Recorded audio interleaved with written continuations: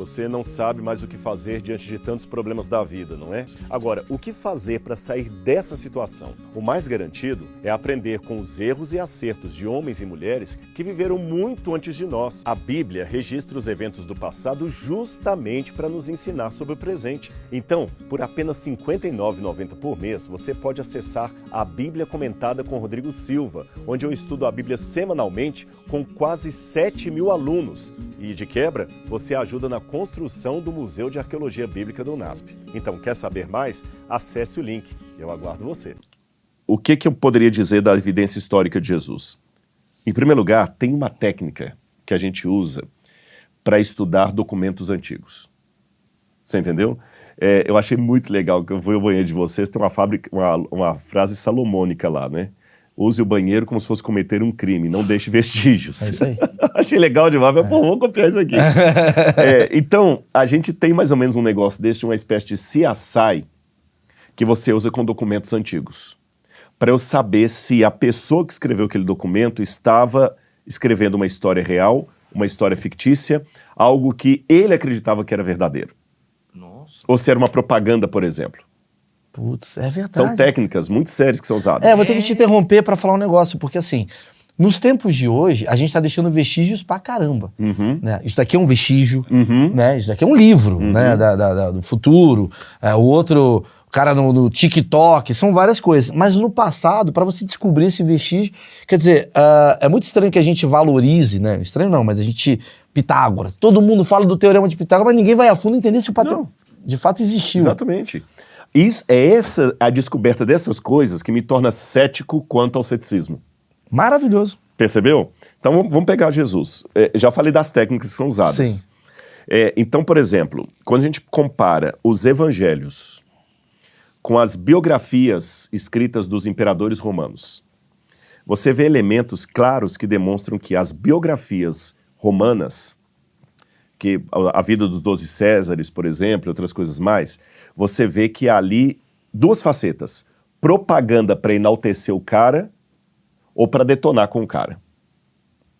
Você está entendendo? A maioria eram propagandas encomendadas pelos próprios imperadores. É como uma biografia encomendada, que o cara aí quer...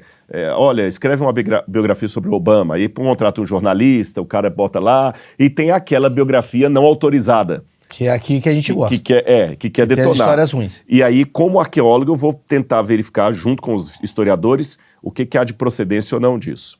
Os evangelhos quebram todas as regras de uma biografia encomendada. Vou dar exemplos para vocês. Existem escândalos demais nos evangelhos para eu acusá-los de obra encomendada para criar um personagem. Vou dar exemplo. Os evangelhos mostram Jesus tendo medo de morrer. Se você pegar o que a propaganda da época dizia, você pega Teógenes, Aristóteles, os grandes autores gregos e greco-romanos, nenhum herói poderia morrer com medo. Nenhum herói. Você tá certo? Você vê o Heitor, ele bate no peito, alegoria, clama, né? Alegoria, ele não pode morrer com medo. Jesus demonstra medo. Pai, por que me deixaste? Por que me abandonaste? Afasta de mim esse cálice. É verdade, Peraí, não bate. Ele é um herói humanizado. É um herói humanizado. E hoje você pode falar de herói humanizado, porque a gente está numa nova era. Se a gente estivesse fazendo esse programa aqui nos anos 80, 90, você estaria com uma voz impostada. Boa tarde, estamos agora recebendo aqui um cigarrão aqui, tudo e tal, tudo assim editado e tudo. Não estaria descontraído, se errar, bateu, se derramar aqui, valeu. Essa informalidade de hoje não tinha nos anos 80. Então vamos pegar na época do primeiro século. Esses tipos de erro de mostrar o herói com medo não fazia sentido. Jesus conversa com mulher, pega a criança no colo, não fazia sentido porque um homem de renome não falava com mulheres em público. O próprio Sócrates, quando está ali para tomar cicuta no Fédon, quando conta a morte de Sócrates ali por envenenamento, ele manda tirar as mulheres da sala. Ele não aceitava mulheres entre ele. Você vê Jesus com Maria Madalena entre o grupo. E a própria Bíblia tem alguns momentos, pelo que eu me lembro, que eles contavam os homens e falavam fora crianças. Fora mulheres e crianças. Exatamente. Ou seja, a vida de Jesus, ela quebra todos os paradigmas de um herói criado. Sim. Criado. Então, peraí, então uma coisa estranha nisso aí. Segundo, quando você pega... o meu primeiro doutorado foi sobre o Evangelho de Lucas. eu trabalhei o texto grego de Lucas para descobrir uma fala de Jesus ali na hora da cruz. Minha tese toda foi sobre uma questão de vírgula. 600 páginas sobre uma vírgula, mas tudo bem. Isso é que é doutorado. Mas a gente descobre, ao fazer o doutorado, coisas que não são o que você está buscando, mas que você vai... Porque você tem que ler tudo sobre aquele assunto ali, você vai pegando coisa de periferia. E sabe o que eu descobri? O Evangelho de Lucas foi uma peça jurídica, provavelmente, foi uma peça jurídica escrita para a defesa do apóstolo Paulo em Roma, dividida em 2 partes, o livro de Lucas e de Atos. E toda a forma de descrever segue os critérios jurídicos de uma peça jurídica como era na legislação romana. Uma defesa? Uma defesa. Então Lucas, tanto é que teve William Ramsay foi o maior especialista em história romana da Inglaterra. E ele era cético. E ele já estava de saco cheio de ouvir pessoas defendendo Bíblia. Ele falou, quer dizer, eu vou provar que esse negócio aqui é balela. Ele pegou um sabático e viajou por toda a Ásia Menor com um objetivo. Sabático, para quem não sabe, na academia você tira... Europa, Estados Unidos, Brasil não tem isso. Sim. Você tira 1 ano para ficar pesquisando e tudo mais e tendo seu salário depositado ali, mais um extra para fazer as pesquisas. Ele procurou provar que Lucas estava errado de A a Z, porque tinha muitas discrepâncias, por exemplo, entre uma forma que Lucas usava um termo técnico e uma forma como você encontrava aquele termo técnico em Cícero, ou Suetônio, Tácito. E depois de 1 ano investigando, William Ramsay descobriu que Lucas não cometeu um erro sequer. E quando ele percebia os achados arqueológicos de inscrições, estelas, documentos, ele percebeu que onde havia discrepância entre Lucas e Tácito, por exemplo, Lucas é que estava certo.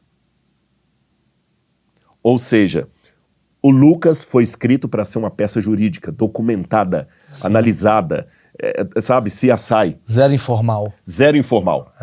Então você vê que é um negócio corrente. Porque tinha algo então muito forte. Outro elemento, existem pequenas contradições nos evangelhos.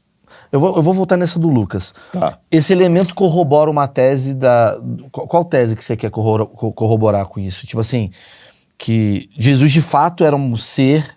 E que fez as coisas que fez. Porque são 2 coisas que eu tenho que provar aqui. Primeiro, que Jesus existiu. Ok, já sabemos. Isso é beleza. E segundo, que ele era aquilo que falou. E por isso os textos mais jurídicos... Jurídicos, exatamente, são uma evidência disso. Entendi. Porque Tiradentes existiu. Entendi. Mas aquele Tiradentes do quadro, vestido de branco, com o cabelo grande, a barba aqui, aquele Tiradentes não existiu. Interpretação do cara. Em alemão eles têm até uma diferença. Eles falam em alemão Historier e Geschichte. Não tem tradução para Geschichte em português. Historisch foi aquele que existiu mesmo, histórico. Sim. E o Geschichte é um historial, uma coisa assim. Uma caricatura do que... Uma caricatura, um romanceamento. É o Tiradentes do quadro lá. Entendi. Que o cara pintou para parecer Jesus, aquela coisa. Embora Jesus tenha várias formas, não sei o quê, quando você estuda, como é o seu caso... O Jesus do Evangelho é histórico. É histórico. É histórico. Então estou mostrando algumas evidências aqui. As contradições dos evangelhos. E tem mesmo. Tem um evangelho que fala que Jesus estava entrando em Jericó quando ele curou o cego. Aí o outro evangelista fala que ele estava saindo de Jericó. Peraí, ele estava entrando, estava saindo. O Rodrigo teve uma diarreia quando ele começou o podcast, quando ele terminou o podcast. Sim. Aí você vai para o mundo jurídico, tem uma coisa interessante. E se tiver advogado assistindo a gente, ou jurista, ele vai concordar com o que eu estou falando, pode até deixar nos comentários aí.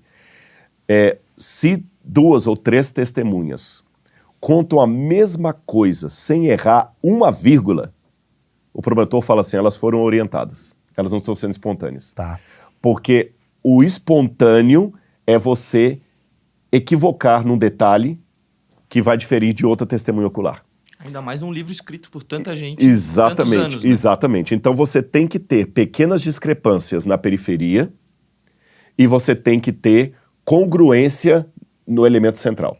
Claro. Aí eu sei que o depoimento é verdadeiro. Senão está combinado entre as partes. Exatamente. Você mesmo falou que, olha, eu tive aqui um dos primeiros achismos aqui, eu entrevistei o padre, como é que era o nome do padre, tudo e tal.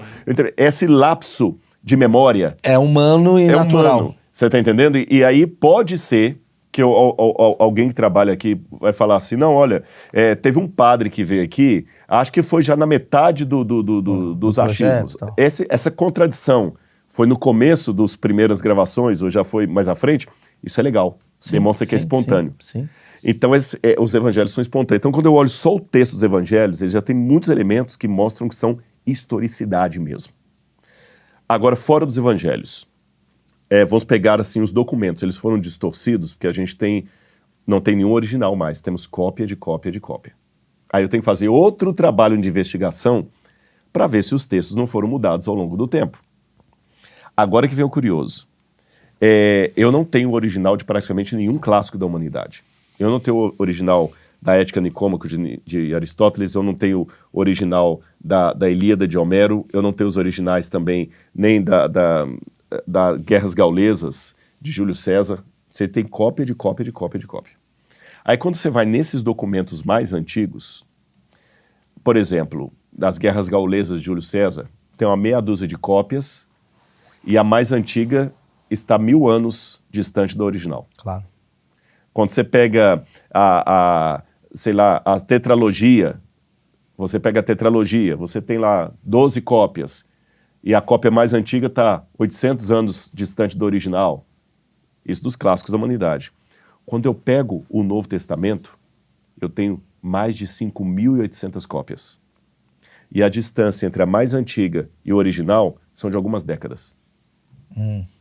Então, do ponto de vista da crítica textual, nenhum livro, eu posso afirmar agora não como crente, como acadêmico, nenhum livro é mais documentalmente bem atestado do que a Bíblia.